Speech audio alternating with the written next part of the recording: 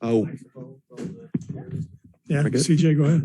What are your thoughts on LeBron's comments saying that he wants to play with Steph? I have no thoughts on that.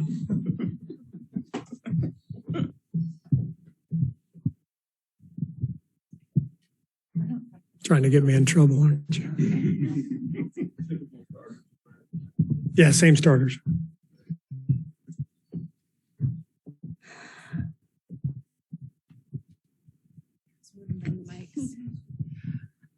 I know we've talked a lot about, that home court advantage, but just what has it meant to you guys this season playing here at Chase Center as, you look back in the final regular season game? Yeah, it's really become, for the first time, our home floor. And we really do have an advantage. The first couple of years of Chase were during the midst of the pandemic. And, for most of one season, we had no fans. And part of the other season, we had just opened up the building and everybody was injured and we're the worst record in the league. We didn't give our fans anything to cheer about. So this is the first time it's really all come together, and it's been fun to establish, that fact. I think it's one of the keys to having a really good season in the NBA is controlling your home court, and we've been able to do that. Oh, Steve, Hi, Steve. Sorry, go. You go first. Sorry. No, please. Sorry, we'll fight about it. Steve, do you spend any time, I know you're not going to tell us who you'd like to face in the first round or anything, but do you spend any time at all looking at the potential seedings, or do you just put that completely out of your mind and let the scouts take care of all that stuff until it's time to play? I'd like to play Wichita State. That'd be a good matchup for us. It's becoming clearer, that it's looking like either Denver or Utah, and still an outside chance for Minnesota. So we're well aware of that. The main thing is we've clinched home court in the first round, which is a big deal. Our scouts and video guys are already putting together, reports and we'll just continue to worry about ourselves for now, but we'll be very well prepared for the minute we find out who our opponent is, and we'll dive right in at that point.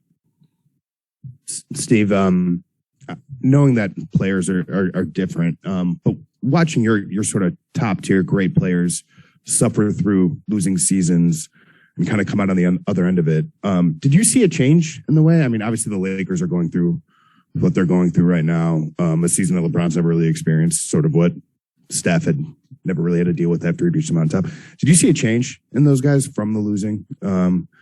Did anything? I think as I look back at the last couple of years, I think we needed to finish the way we did last season, winning 15 of our last 20, having the best defense in the league. Even though we lost both play-in games and we didn't make it to the playoffs, I think we finished last season on a high note and our guys felt confident again. But there was a long stretch there. Obviously the year everybody was hurt, but even the first half of last year I didn't feel like we had a lot of confidence as a team. And so the most important thing was finding something late in the year, building some momentum, and then carrying that over to a great start this year. So I just think when you're in a tough spot and you have injuries or whatever adversity that knocks you back, you got to be able to latch on to some hope. And where you find that hope, I guess it's different in every set of circumstances. But for us, it was, finding our identity and having some success. You mentioned the first round matchups kind of clarifying itself a little bit. Do you care about 3-4 much? Do you think about 3-4 much? I mean, because that could maybe go down to the final day. We're going to try to win all 3 games. We're just going into this thinking, let's build momentum. If we could, capitalize on these last 2 wins and go into next week on a winning streak. I think that would serve us really well. But whatever happens with the seeding happens, and we'll just go play whoever we go play. You've tended to play your guys on the front side of back-to-backs. Would that probably be the plan for this road trip? Not necessarily. We could split guys up. We haven't decided yet what we're going to do, but we won't play Otto and Andre in the back-to-back, but we could split them up. We haven't decided yet. When it comes to having a chance to build a win streak and go into the postseason strong, do you like where your guys are at? Because you've talked about how there's been a lack of consistency because of injuries impacting who you can have on the floor. But with 3 games left, do you feel pretty positive? Yeah. And I think, the last 2 games were important for us to feel the winning, to feel good about ourselves. And that's really what tonight is about. It's about us, obviously, with them resting everybody. These are always dangerous games because you tend to let your guard down. But, what we talked about with our team in our meeting was this is all about us and our performance and our level of play going into the playoffs next week. So it's an important game for us. Steve, you had 30 assists 2 games ago. You had 29 in Sacramento. There haven't been too many games for a while there where you had that 30 assist point mark. How much of that is just based on the fact that you had constant rotation changes and injuries and so forth? And maybe the fact that you had 30 and 29 in the last 2 games is a sign of guys getting it together?